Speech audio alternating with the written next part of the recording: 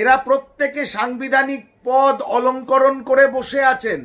তা সত্ত্বেও বলছেন, কেউ বলছেন সংখ্যাগুরুদের মুর্শিদাবাদে কেটে ভাসিয়ে দেব, আমরা 70%, ওরা 30%।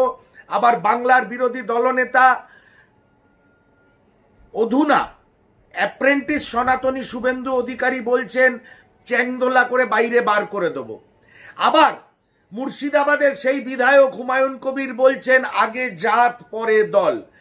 উনি ওনার দল বা ওনার পলিটিক্যাল গ্যাং তৃণমূল কংগ্রেসকে পাত্তা দেবেন কি না দেবেন সেটা ওনার বিষয়।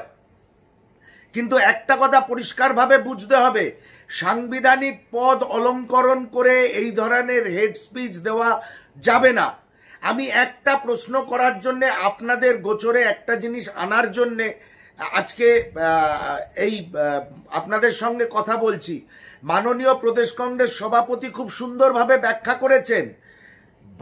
বাংলার মাননীয়ার ইশারায় এই শুভেন্দু অধিকারী আর ওই হুমায়ুন কবির আর ওই ববি হাকিম এই ধরনের কথাগুলো বলছেন। কেন মেরুকরণ করে দাও?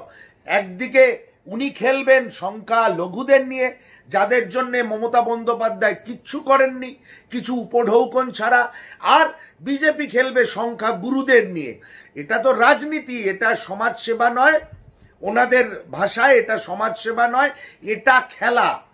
খেলা হবে, যাদের ন্যারেটিভ হচ্ছে খেলা হবে মানুষের জীবন জীবিকাকে নিয়ে, তারা তো খেলবেই, কেউ সংখ্যা গুরুদের নিয়ে, কেউ সংখ্যা লঘুদের নিয়ে। কিন্তু একটা জিনিস খুব তাড়াতাড়ি আপনাদের দেখাই